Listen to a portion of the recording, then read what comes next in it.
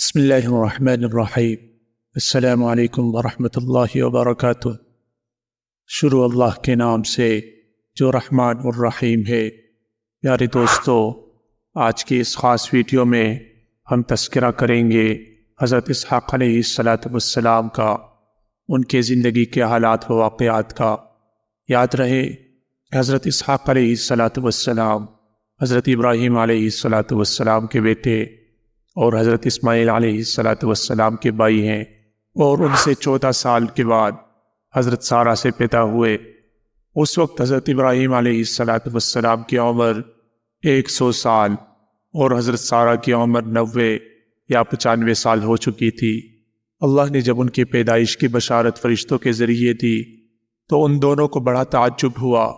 قرآن کریم میں ہے فَبَشَّرْنَاهَا بِإِسْحَاقَ، پس ہم نے حضرت ابراہیم علیہ السلام کو اسحاق علیہ السلام کی بشارت دی۔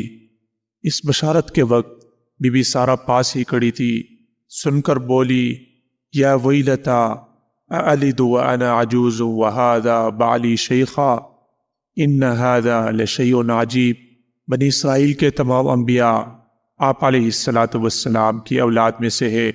حضرت ابراہیم علیہ السلام کو پروردگار نے بڑھاپے میں پہلے حضرت اسماعیل علیہ السلام عطا فرمائے، پھر 13 سال کے بعد حضرت اسحاق علیہ السلام کی بشارت دی، جیسا کہ فرمان ربانی ہے۔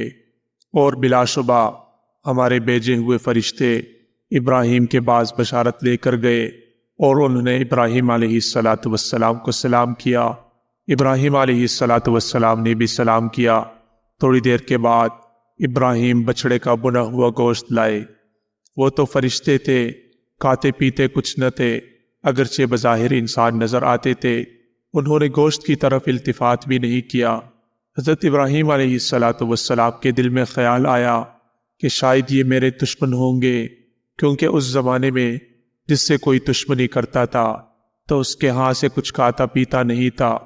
ان فرشتوں نے بھی کھانے کی طرف ہاتھ نہ بڑھایا، جیسا کہ پروردگار عالم جل جلالہ کا ارشاد ہے۔ جب اس نے دیکھا کہ ان کے ہاتھ گوشت کی طرف نہیں بڑھتے تو ان کو اجنبی محسوس کیا اور خوف کھایا۔ وہ کہنے لگے خوف نہ کر، ہم لوط علیہ السلام کی قوم کی طرف عذاب دے کر بھیجے گئے ہیں۔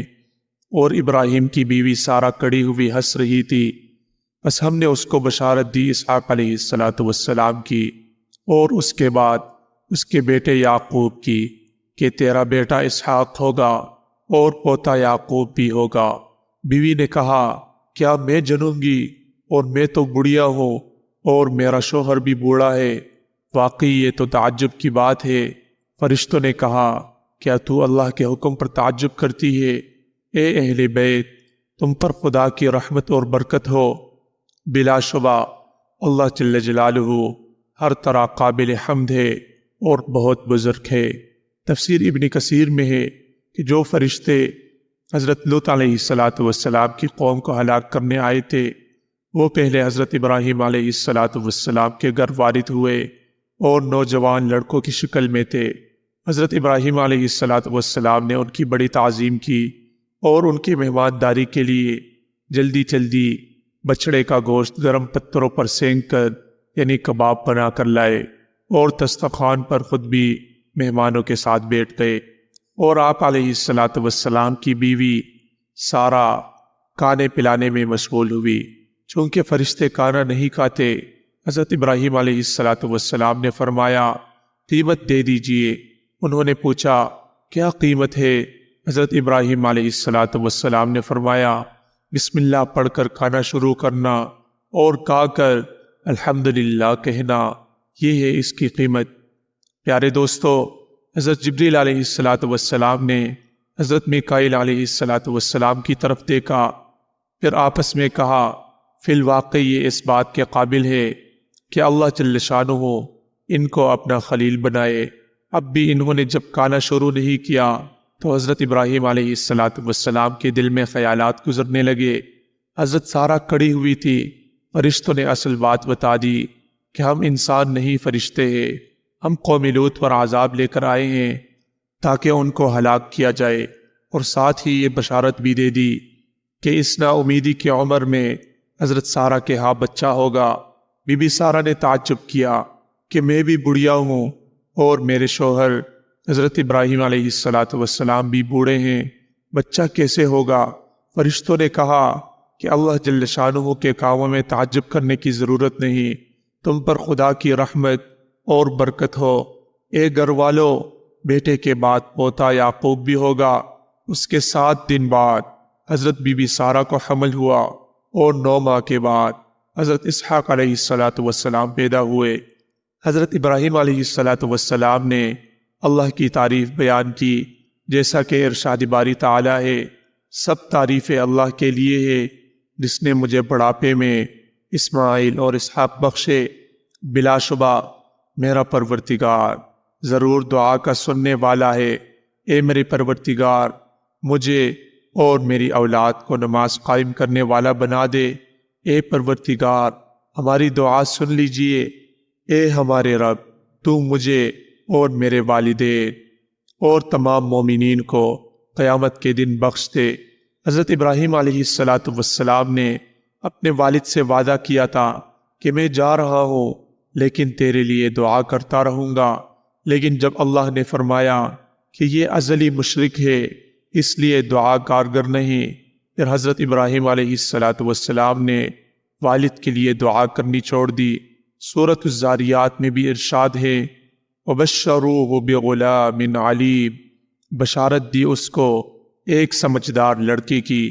اور اسی طرح حضرت اسحاق علیہ السلام کی بشارت سورہ حجر میں ہے، اِنَّا نُبَشِّرُكَ بِغُلَامٍ عَلِيمٍ، بلا شبہ ہم تجھے ایک سمجھدار لڑکے کی بشارت دینے والے ہیں۔ بہرحال جب حضرت اسحاق علیہ السلام 8 دن کے ہوئے تو حضرت ابراہیم علیہ السلام نے ان کا ختنہ کرا دیا۔